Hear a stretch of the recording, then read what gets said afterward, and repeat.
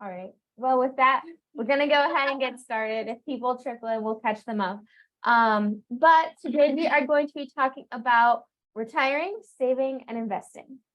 So, to kick us off, what do you already know about retirement planning or saving? Fran? I know retirement planning is usually, pretty long term, so like maybe like a couple decades where people are continuously like putting money to their account. And I know like some, I think companies or just some workplaces have like retirement plans that employers. Yeah, absolutely. Other hands, Maddie? I know that you can do personal like investing or retirement saving that's not from your own job, so you can do it separate. Yep, so that you can do employer and not. I know it's like the earlier you start, the better. Absolutely, that's definitely gonna be a key takeaway. Thousands. Okay, all right. Anything else?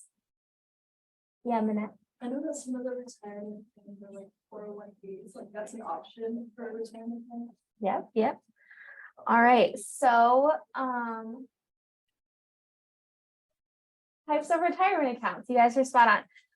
So there are many different kinds. These are the most like popular ones.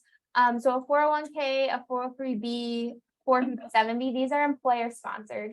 And so basically what that means is that your employer has the account, and most of the time, they'll do a match. So like if you put in 5% of your paycheck, they'll match that 5% up to a certain amount. And basically that's free money. So it's really important to make those contributions and get that if you're able to. I would say that a majority, if not all employers, offer some sort of matching. Some are lower than others, but it kind of just all depends. But again, it's basically if you're putting money in, they're giving you extra money that you wouldn't get otherwise. So it's really important to take advantage of that. What Maddie was talking about was individual retirement plans. And so an IRA stands for individual retirement account. And there's two different kinds. So a traditional one means that you can contribute pre-tax. So in your paycheck, when we were talking about the budget earlier, that take-home pay, you can actually contribute to this account before taxes. So that money isn't taxed. But when you pull it out from the retirement account, when you retire, when you're older, it'll be taxed then. And chances are your taxes will be higher when you're older. Most people make more money when they're older versus when they're just starting out, which is why another option is a Roth IRA. And that means you put in the money after you've been taxed. So you pay tax now.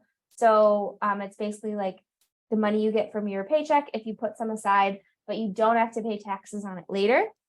SEP IRA is for people who are self-employed. So if you don't have a 401k like through an employer, there's some different advantages to self-employed IRAs if you plan on being self-employed one day. I don't know a lot about those, but they are an option.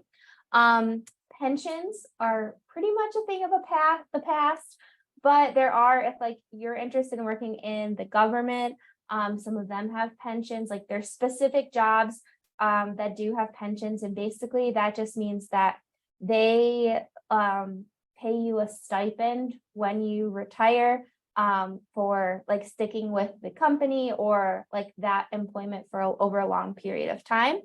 And then Social Security. So this is something that you all are paying into with your taxes right now. Who knows if it'll be around in 40 years or whatnot. Hopefully it will be since you're paying into it. But this is something that you can calculate. So there's a calculator linked in here, but you can put your birth date, how much you make in a year, and then it will give you a calculate how much you expect to get. Last night I did it and it told me that I think in today's dollars, it would be like $1,400 a month. In the future dollars, it was like $6,800. It's like, man, things are going to be expensive in the future. But that's something that you can also hopefully count on. I have a question about Social Security. What does it mean? Like, where does the money go? And then you're saying like if it ends, where does the money go? I can answer. So right now, there's not that many old people. So everybody pays Social Security And that goes into a pile of money and then that goes towards paying. For the people. old people. Yes, So our social security is paying for older people. yes, I think So so. And there's, so over time, as the demographic is getting older, there's not gonna be enough young people to pay for all the old people. So we'll still be around, but you'll get like 70%. They also have like Unless they change. up the years, so like you used to be able to get it when you were 65, but now you have to be like 67 or 67 and a half. And so in 40 years, you might have to, you can't claim it till you're 70 or, you know, so they do change it every now and then. Trinity? And then so I was learning about like the employer sponsored ones, like are those things that can carry over? Because when I was at a meeting for like this initiative with like new positions and everything, they were saying that like the way their insurance work is like through them. And they said that you could only like gain that money if you like retire. So like while you still work for them, so like, how does that work? Do you, if you pay into that, do you not see it if you like change jobs? So when you change jobs, typically you'll roll, it's called rolling it over. So there's like a million different retirement companies that sponsor 401k. So like University of Michigan uses Fidelity. But like if I got a different job and they used like JP Morgan, then I would transfer my Fidelity over to JP Morgan. Like when you switch jobs, typically there's like a way to roll it over.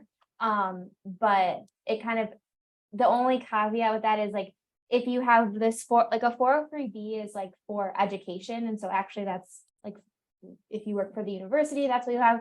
The 457 is if you work for a nonprofit. But like say you stop there and then you got a job at a for-profit and got a 401k, they will stay separate. So it depends on the type of account, but typically like when you're starting a job, they'll explain that process to you. So like in that example you use, like you go from a nonprofit to like a profit, would you like do you lose that money? No, it just sits there and then you pull it out when you retire. Oh. Yeah. So you never lose them, like, well, I mean, if it's invested, you know, it grows and sometimes declines, but you know, if it's a substantial amount of money, it won't be nothing and you'll eventually get it, but you can't get it out until you retire. So that's one of the things about these accounts that I think is on one of the future slides, but there's a penalty to withdraw this money before you retire. So it's typically a 10% penalty fee. So say, for example, you had an emergency come up or something, you can technically access this money, but you have to pay a 10% penalty fee. So you'll lose some of it. But so it's a special retire savings account kind of thing. Okay. How much money do you think you need for retirement in a percentage? So, you know, you're working, you know, the number I'm going to use is $70,000. So when you retire, how much percentage wise do you think you need? Do you think you need half the amount of money as you were when you were working? 75%, 10%? How much money do you think when you retire? Percentage wise. Did you say 80? Okay, 80, 90. Okay, the answer is 75 to 85% of your pre-retirement income. So what that looks like, so how I said a salary of 70,000. So that means in retirement, if you were making this much, this is about how much you would need to live each year of retirement.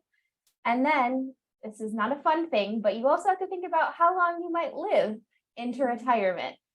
So if you expect to live 15 years after retirement, you'll need this much per year. So for 15 years, that would be $850,000. So that's a lot of money, right? where does that come from? We are going to talk about that, Maddie. But one thing to consider when thinking about how much money you need is what your expenses will be. So where does your money come from when you are retired? So again, your personal things. So an IRA, if you have a regular savings account, cash savings, life insurance, it might come from that employer account that we were talking about, Social Security, pension. And maybe you have a part-time job or you find a hobby that you really like that you can make money at when you retire. So you might have some different sources of income. But it's very personalized. So again, how long do you expect to live? How much do you expect to earn on your investments? How much can you withdraw? So like on your certain accounts, is there a limit to how much you can withdraw each month? There are, based on different types of accounts that you have. If you own a house at that point, do you want to stay in your house? Do you want to sell the house? Do you want to downsize? Do you also still have major expenses, or do you still have a car payment? Another thing is like health related expenses are one of the most expensive parts of retirement. So thinking about like if you'll need long-term care, if you want to travel, if you are healthy. But the important thing is that over time, we were talking about earlier, things cost more money. So we're talking about inflation, right? So not only do we need $850,000, but we also need $850,000 with inflation. So thinking about basically what Maddie was getting at is that's a lot of money. How do we get that money? So the answer to that is investing, but we have to think about inflation too. So, and this was kind of covered in the presentation earlier, so I'm not going to super go into it, but essentially investing helps you beat inflation. Unfortunately, it's just kind of a part of life. You have to invest, you have to save for retirement. If you don't, like if you just put, $1,000 away in a piggy bank somewhere and opened it in 40 years, it's going to be hardly worth anything. Like, everything's going to cost so much more money. So you have to, rather than just putting that away and saving it, you need to invest it so that it's keeping up with inflation. And so this is just an example, but if you bought this car today, this was an approximate estimation that it would cost about $38,000. If you had that money in hand, and if you didn't buy this car and you just put it in your closet under your mattress in 2067, which is about the age or the year of retirement age in this group, it would only be worth about $10,000 in today's dollars. So you can no longer buy the car because you don't have that amount of money anymore. And in the future, this car with the rate of inflation will cost $143,000. Wow. So I know this is really scary. I get stressed out when I think about it sometimes, but it is important to think about investment in order so that these numbers aren't so scary. So you can also use, I have a calculator linked in here, but for example, future money. So if we have this $850,000 number. If we want to know the interest for over 40 years at a 7% interest rate, right now, if we put $56,000 in the bank, we would have that $850,000 in 40 years. But I don't know about you, I don't think anyone has $56,000 laying around, right? So it's important to think about compound interest. And so investing, this is the answer to how you're going to get that big number. And so you can think of it as long-term savings. It's not for the short term. The market goes up and down frequently and a lot, but over time, the longer your money is in investments, the more compound interest you're going to get. And so what Alex and Gina were saying earlier was that it's really important to start early. The earlier you start, the more interest you're going to make over time. But it's unfortunate, but it's essential. You have to invest in order to be able to take care of your future self. You won't be able to retire if you don't invest. And basically investing is money making money by itself for you. And so there is a lot that goes into this, but compound interest. Does anyone know what compound interest is? Wants to try to explain it? Yeah, Garnet. that like when you get dividends and then put that back in? It can be a way you do that, yeah. But basically it's like when you have $1, if you have compound interest, when you have interest, say the next month, then you have $1.10. And on the month after that, you have $1 would be a little bit more than that, because for the month before, you no longer just making interest on $1. Oh, Now you're making $1.10. And then whatever, and then $1. Yes, so basically, there is a short video, but if we have time, I'll come back to it. But it's important, the earlier you start, the more compound interest you can get, the more money you can make. So different types of investments. Here, these are like the 5 big categories. Growth investments are something they're considered really risky. And so they don't have dividends, but you have a chance to make a lot of money. So typically you can think of this as things that grow really fast. But if they don't grow, they can also really lose value. So it's kind of like high risk, high reward. Shares, the stock market, thinking of shares of a company. And so this is when you're buying into part of a company. And when you do that, you're part owner. And so whatever the amount of money that the company makes, you get back a portion of it, which is called a dividend. And so that means that, if you own stock in Apple, if Apple had a really good year, you will get your small portion of however much money they made.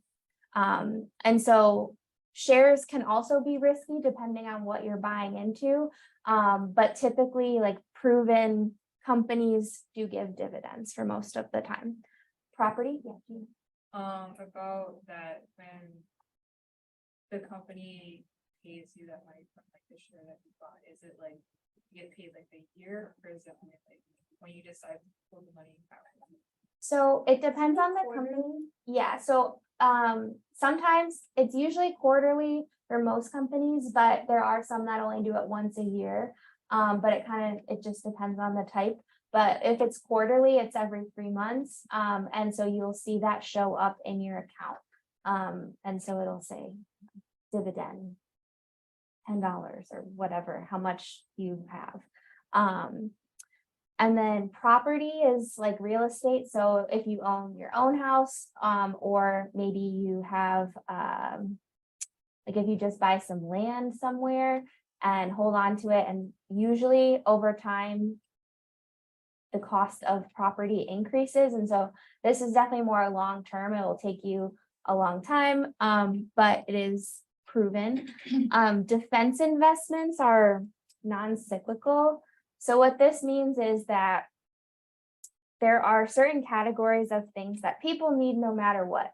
So things like food, like household goods, utilities, like gas, electricity. People are going to buy those no matter what. Like, even if the economy is really bad, like, people need those things. And so it can be they're considered more of a safer investment. And so you're not necessarily worried about the price of the share increasing, but you will get continuous dividends. So basically, like, it's a guaranteed dividend no matter how well the economy is doing, but the little share that you have, when you go to sell that, it won't increase much in value. So defensive investments are more about generating revenue versus growing the price of the share. Cash, so that would just be like money you have in your savings account, your checking account. You do make a small amount of interest on that. So that might show up in your account if you see a dividend or interest there. But it's like a really low rate. It's usually like 0.5 percentage point. So you'll maybe, make $1 a year on $100, if that. That also be what compound interest. So that is also compound interest too, because then once it's in your account moving forward, you're still making money on however much they added to your account. Yep. And then fixed interests are bonds. And so this is basically, it's kind of hard to explain, but you are buying the government's debt. And so bonds are issued by governments, and it's basically like, because they're the government, they guarantee your money. And so these are considered really safe, but they don't make as much money. They're like a smaller percentage. And so sometimes you can buy a savings bond and you can buy it for $10 now, and in 40 years, it'll be worth $100. And it's like, that's a guaranteed amount. Yeah, Trinity. So like I had a question about the property. I know like land, it'll like increase over time, but I thought if you had a house, like over time, it decreases, like the value. A house. Yeah, is that not true? So it's kind of dependent on, typically the general trend is upward trajectory. It can change like based on what location you're in and like the quality of the house. For example, like if you just like left the house and didn't do any maintenance or anything like that, it's gonna, obviously depreciate. But the general overall trend of property is that it grows. So, but there are different time periods. So like, for example, my dad talks about this all the time, so I know this, but like, when my grandparents bought a house in like the 1950s, it was like $20,000. And then when they were older and like retired, by the time they sold their house, it was like, $150,000. So they made a lot of money on that. But then my dad, like when he bought his house, it was maybe like, I think around 200. If he sold it now, he doesn't see the same amount of rate, because at that point in history, like the 50s, 60s, 70s, there was a really high rate of property value. But at the same time, he's still making a little bit of money. He would maybe make 50,000 on selling it, but versus in the past, things have grown faster than at certain times. So it really depends on, what happens. And then, for example, I don't even know how old you all were in 2008, but that's when the housing bubble burst. And so that really depreciated values of houses. But we're back up at the point where like, if you bought a house then, you've probably made up the money in it by now. So it is kind of cyclical and depends, and markets changing and flow, but overall property does increase value over time. So as we were talking about risk, there's always a risk in investing. And so the lower risk, the lower amount of return. So example, like the savings bonds, they don't make as much money, but they're considered really safe. And then the higher up you go, so like the more risky something is, the bigger chance you have to make money. But you want to do something called diversification, which basically means you don't want to invest in just one type of investment. You want to have little bits in each spot, so that if one area you see a loss, usually in the other you'll see a gain. And so the more spread out your types of investments are, the greater chance of success you have. And so this is just kind of like a more updated thing, but again, like what's on the safer side: savings account, cash, then bonds, then stocks, real estate, EFTs, and then like the really intense ones are like cryptocurrency and day trading and tech stock. We don't really know what's going to happen with those. And so that's the risk chart. And then how I was saying diversification. So this also changes over time. So when you're younger, you have still like 40 years to save for retirement, right? And so this time of your life is when you want to be most risky in your investments. So for example, like if you lose money now in the market, you have a long time to make it up, versus, when you're 50, you're almost retired, you don't have time on your side. And so you want to play things more safely. And so when you're older, you want to put, more stuff in bonds and cash and less in stocks. There are these really cool funds. So that are, like when you have a retirement account, you can choose what you invest in, and some are targeted years. So like you could pick the year 2065, that's when you plan to retire, and it automatically adjusts. So because that's really far away, right now it would be more like risky investments. And then over time, it automatically adapts to be like safer as you age. And so if you just wanted to put your money somewhere and not touch it, I would recommend one of those. They're called targeted retirement year funds. Okay, but a real quick scenario. So we have two friends, Ben and Arthur. And so at 19, Ben decided to invest $2,000 every year for 8 years. He picked investment funds that averaged a 12% interest rate. And I will say it's a little high. Typical is like between 7 and 13.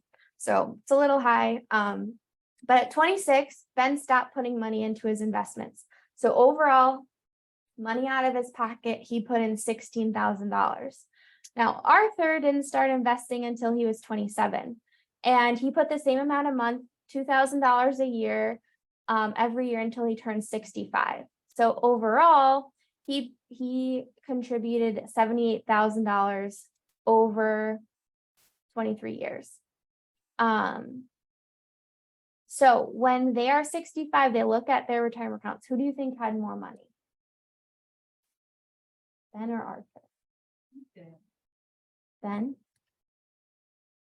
Ben is the answer. So they both made a lot of money. So Arthur has $1.5 million, but Ben has $2.2 million. And so even though, Ben only put in $16,000, that's all he put in, and he ended up with more money. And so this is the idea of compound interest. So it keeps building and building on itself. And so the really important part is starting early. So as a young person, even if it's only, $10 here, $20 there, it's really important to start early. Time is on your side. You want to do this as soon as you can. So, and this is the example. I know these numbers are really small, but you can see here, these are the contributions. So Ben only put in for a few years, and Arthur put in all this money. But you can see here it grows and grows. So even though he put in 27, the next year has 30, 34, and it keeps growing because you're making interest on the new number that you get each year. I noticed like Arthur, like when he started, he only has like $2,000, but when during that same time of both being age 27, Ben has 30,000. So he's starting off at nothing. Yeah, that is true. So there's some articles here. There's this video about compound interest. There's also a retirement calculator that can show you, like, okay, for example, we'll say 18, and let's just say you make $15,000 a year, and you have current savings of 2,000. So, right now you're a little low, but as a young person, that's obviously expected, but it will tell you about how much you need. So, $1 million sounds like a lot of money. It's a lot of money to most people. But that compound interest can help you out. So if you want to open a retirement account, I strongly suggest a Roth IRA, but please note, I'm not a financial advisor, but this is something that is accessible. And also, again, it's pre-tax. There are limitations on this. And so if you make over a certain amount of money, you can no longer contribute to a Roth IRA. But as young people, I don't think any of you are at that point where you're beyond the income level. What's the income level? I want to And say, how old are you typically when you reach that level? so some people never reach it. I think it's like $1,000, $100,000.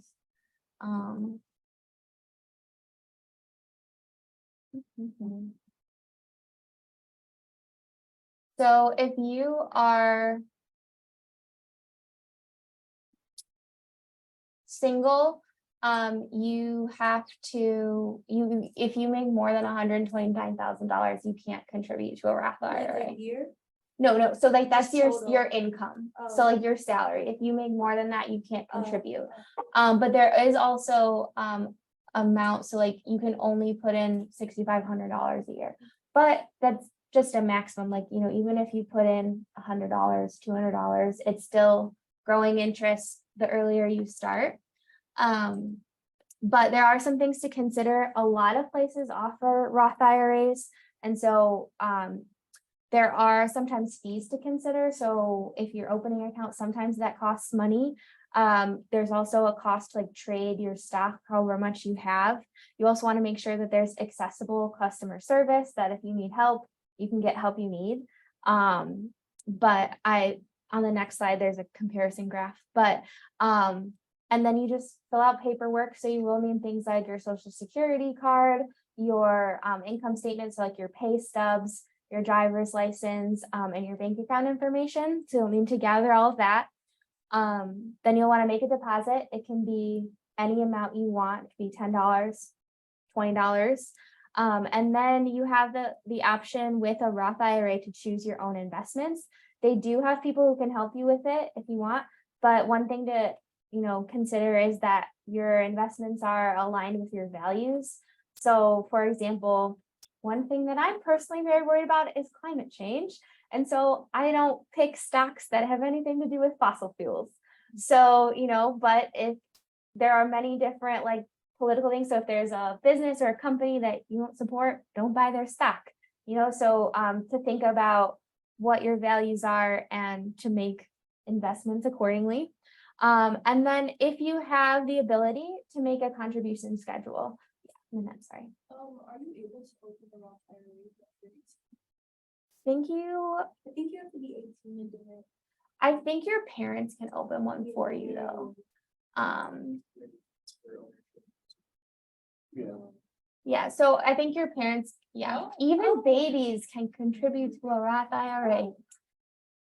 So,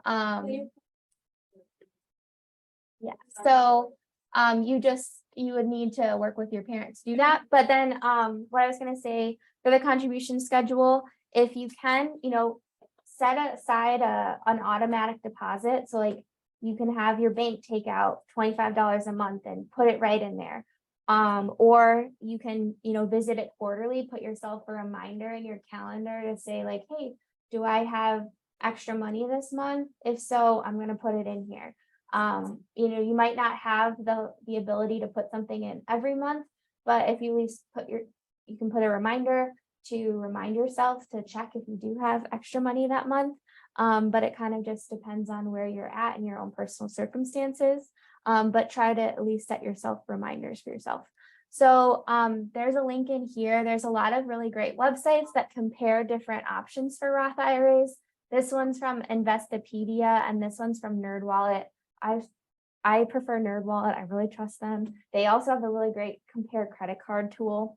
But anyways, two of the top ones are Fidelity. And right now Fidelity actually has like a promotion of something of like, if you deposit $50, you get $100 or something. I don't know. You can look into it. It actually, I opened one and I put my first 50 in and I got 100. Okay, so perfect. I also have these, like the pictures are linked. And so you can go in here and it will tell you also like the fees and the minimums. These top ones don't have any, which is probably why they're the top options. But there are some that do have fees and whatnot. So it kind of just depends on what you're looking for. But like for Fidelity, you just go online to the website, and it will show you how to open an account. But if you have the ability, I highly recommend, or at least think about it. You could even pull up your calendar, say a reminder a year from now. Am I in a spot where I can open a Roth IRA now if you don't feel like you're ready to do it? But just a reminder to yourself that it's important to save. And so these are just general, but it's all about the time. The earlier you start, the better situation it'll be. But that's everything that I have for today. Are there any specific questions anyone has? Yeah, and then- I didn't hear anything about like the different types of funds you can put your money in, like index funds or mutual funds. Yeah, so those are, it really depends on kind of like the types of things that you're looking for. And so one of the things that I talked about was those targeted retirement funds. Those are basically like the starter ones. But there are investment funds that it's basically a conglomeration of businesses that sell their stock together. And it's managed by professionals. And so those can be Something different. that I believe is, and how I said, guys, I'm not an expert on this. Usually we have someone come present on this, but they couldn't come, so I just did my best. But S&P 500, I'm pretty sure is, it's like the general health of the stock market. I think that you can buy this, but for example, this is just today. But over 5 years, things have gone up. But there are good days, bad days, and all that. But I unfortunately don't know that much about the different types of funds. But if you do have an account, you'll have an advisor assigned to you and they can help you make those decisions too. And also when you do get a job, typically like your workplace will have a like special representative to help you with this kind of stuff too. And so there's always like, there are people to help. And that's their full-time career of financial planning, financial advisors. And so those are usually accessible people, especially if you have an account.